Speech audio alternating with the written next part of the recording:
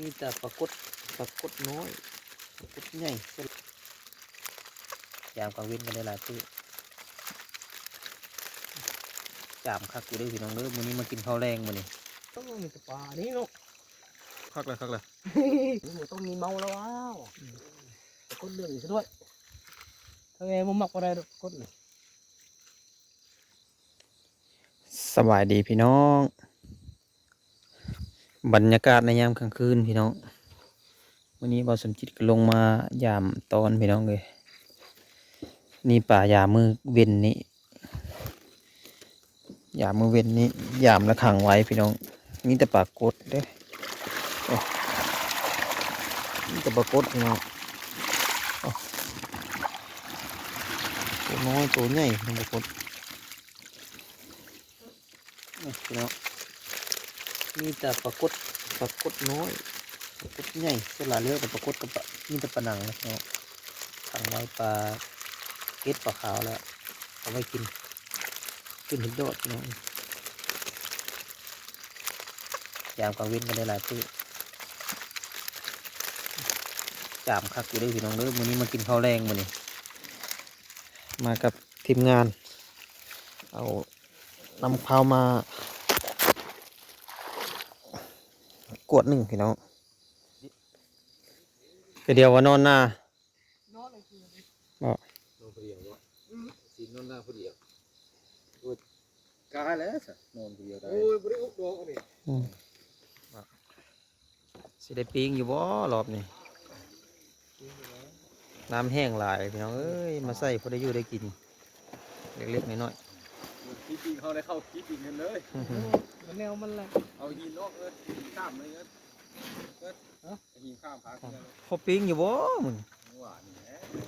โอ้ย โอ้ปรากฏนี่ดิปรากฏนี่ปรากฏนี่ก็เอาลงไปพูรถลงพูรถคนนี่แหละออกไปบ่าย อันนั้นมันกินเหล้าเลยเนาะ กินนี่ไหนวะ อุปาติทุมีอยู่อุปาติที่ นี่แหละโบราณก็น้อย อุปาติที่ที่นั่ง ดูสิ ข้างนี้ ต้องมีแต่ปลานี่เนาะ คักเลย กูไปจะกินนี่ ได้เลี้ยงอยู่ดิได้เลี้ยงอยู่ นี่ต้องมีเมาแล้วว้าวแต่ก้นเรื่องอีกซะด้วยถ้าไงมันมักอะไรก้นเลย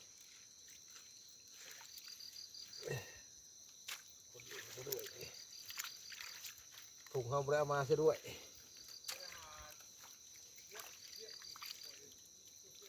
นี่ไหน กินดีดิ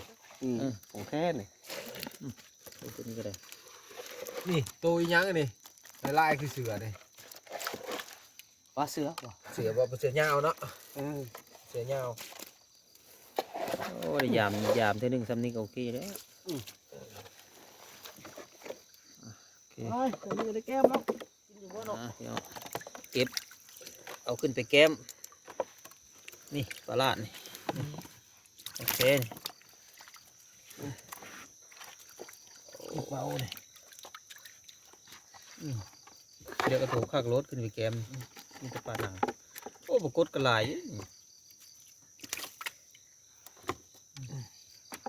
เอาตัวแก้มแล้วอย่าวะ ลังดังไฟพี่น้อง มีงบ มีทีมงานไปเอาเปียวเครื่องแล้วก็สิจามปลาเนี่ยโอ้เฝ้ายามได้ปลามันก็มีแล้วงบเนาะ เข้าใจมันบุษมีมันจะขายที่ตู้ทั้งบอก เดี๋ยวตามหลังมาตาม พี่น้อง ตัวหลังดัง บ่มีอย่างหลายมื้อนี้ก็ได้กินข้าว เอาน้ำไปนะ สามัคคี ลูกเอาน้ำมาล้างเลยเด้อ แล้วนะน้ำน่ะปอ มีบ่เนี่ย ของแกมันก็เบิดเท่านี้แล้ว คอยหิวมาแต่เพื่อนเมื่อกี้นี่ ด้านบ้านจ้ะอีกคานลงมีเนาะ หิวมาแต่เพื่อนเลย เนี่ยได้กะยะปลาลาดเฮาได้ซะบ่ได้เอา โอ้บลาดใส่ ได้ปลาลาดตัวหนึงนี่ได้บ่ซี่องยางบ่ข้างที่ บ่ซี ข้างละซี่เด้ ไว้นี่ ปลาลาดเหนียวแพงได้ปลาลาดได้โล50 กินมันม่วนเลยเงินเลย เดี๋ยวพี่น้องเด้อบ่มีหยังหลายมื้อนี้ก็ได้กินข้าว ล้างแล้วไปตัดไม่ซีเหมือนตัว กินข้าวแคมห้วยกินข้าวแรง กินพูดได้เลยเป็นไรสิ กูพวกกันกินกู กิ นี่ นกันพี่น้อง สุกก่อน เห็นอันนี้จะหมดงามแล้วเนาะ โอ้มันงามจิ้งหัว แต่ว่ามันมักอยู่แบบตามหนองตามหยังเลยเนาะคนนี้เนาะ ปลาเสื้อมาก็เห็นตัวเดียว เด้ เด้อปลาเสื้อมาก็ได้ตัวเดียวแล้วกันนะ เดี๋ยวละ ปรากฏตัวนี้เอาคักเอาบัตรวิทย์ได้กินให้มันคักรถ เต็มเนียงแล้ว มาแล้วนะ ยามเทน่าก็เอาอีก บริเกี่ยวกันนะเบ็ดเลยไปซื้ออีกเรา ว้าวบาสิเว้าเดี๋ยวว่าเบิ้ลเลย อันนี้เขาเอาเป็นปลา โอ้มันก็สุดยอดน้ำปลานี่แหละนี่ปลานาง ก็เอาไปทันแล้วมื้อนี้เขากินก่อน โอ้ยบ่ได้เสียใจดอก เบ็ดนะโซ่ให้มันอยู่เลย ปลาอีเป้านี่ปลาอย่างนี้ เอ้พี่น้องปลาเป้าพี่ปลาปลาเป้าปลาเป้าปลาเป้า โอ้ที่ลุงกวางเงินเลยเปล่า ขี้จี มันคือบุปรุงว่ะ โอ้มันคันนี่ มันทันเลยปุ๊บ บ่เป้ามันก็ปุ้งมา กัดผ่าน มันปุ้งเองบ่เฮายุบ กัดไม่ห่างอ่ะกัดห่างเลยปล่อยสร้าง มันสิมากันหำแล้วบัดนี้ กัดอยู่เนาะ โอ้ยปรากฏ3ตัวกระตุกใหญ่ๆเนาะ ตุ้มกันจากนอนเลยนะ กดเดือน11มันก็เบิดเท่านี้แหล้วพี่น้องเอ้ยเหลืองเอาห้อยอยู่พี่น้องเตรียมพร้อมเสิร์ฟแล้ว กินกับแจ่ว3 เดือนแม่นละวะแจ่ว3 เดือนแล้ววะ แกสำเร็จตีกับเมาเนี่ยมัน ครั้งนี้ปิ้งปลานางนี่ยังบ่ทันได้พร้อมเสิร์ฟปานใดยังกำลังน้ำมันออกปรากฏนี่พร้อมเสิร์ฟแล้วโอ้ยมันก็เบิดเท่านี้แล้วโอ้บ่พก เสียผู้ร้ายเสียนู่นนะ ยังสิได้ปิ้งอีก2-3 เทื่อบ่ได้นี่ได้ซ้ำนี้ยังบ่พอกินซายากช่วงนี้ได้บ่ได้กินข้าวนี่ได้ เอาพี่แล้วผมเลี้ยน ผู้ร้าย อ้าวโอ้ยไอ้จำเจ้าทินจะทานได้เนี่ยมันได้ โอ้หมดบ้ากันแล้ว มันเป็นฮีตของประเพณีความเชื่อถือ มา จวดโอ้ยเอาจะไม่ปิ้ง สด ปี ๆจวด แกจะไม่ปิ้งได้โอ้ยกระสุนยอนมาเด้อพี่น้องเด้อ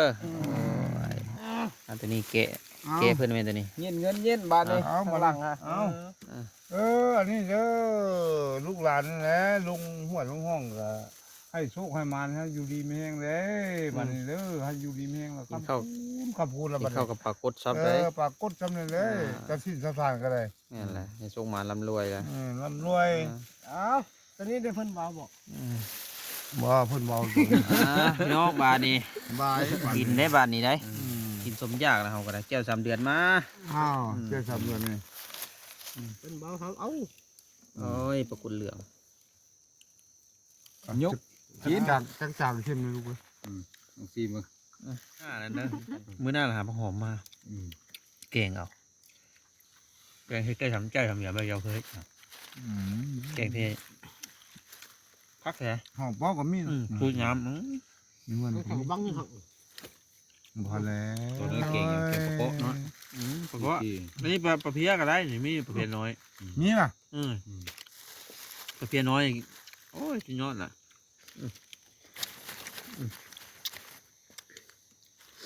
ไหนนะยังเสียถ้าปุ๊บบักอันนั้นนี่กัดน้อยทำมากินกับนี่โอ้ยเก่งปีกปลา โอ้มันเนาะปลากดน่ะ มีตัวบามามีตัวอยู่เม็ด ข้า รั ว ก วาง เม็ดรัก มัวข้าววาง โอ้โหเห็นมาเราอ้อมเม็ดอะไรอ้อมเม็ดอะไรจะปลูกอ่ะ ไปเนาะปลากดตัวนึงเนาะเอาจัดการลุยผู้อิ่มก็อิ่มไปแล้วพี่น้องผู้เพิ่นอิ่มกินต่อแก้ว3 เดือนก็ยังอายุอีกแก้ว3 เดือนโอ้ตัวหลาย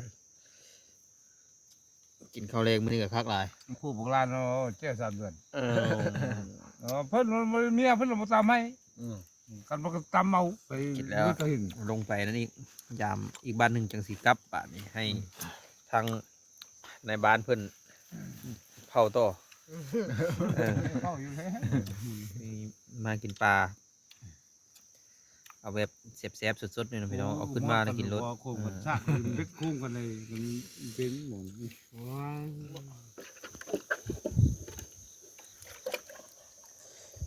พี่น้องหลังจากที่กินข้าวแล้วก็ลงมายามอีกรอบ2ก็ได้หลายเติบพี่น้องแต่รอบนี้ก็ว่าสิขึ้นพี่น้องโอ้ได้ปลา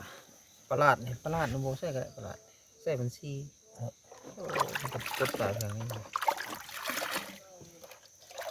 พี่น้องมีแต่เก็บปลาใส่ยางแล้วก็ดีขึ้นแล้วพี่น้องวันนี้ก็ได้เจอกันคลิปหน้าพี่น้องมื้อหน้าสิลงมาจามอีกลงมากินข้าวสามัคคีอีกสำหรับมื้อนี้ก็สิขอจบคลิปเพียงเท่านี้พี่น้องขอให้ทุกท่านโชคดีพี่น้อง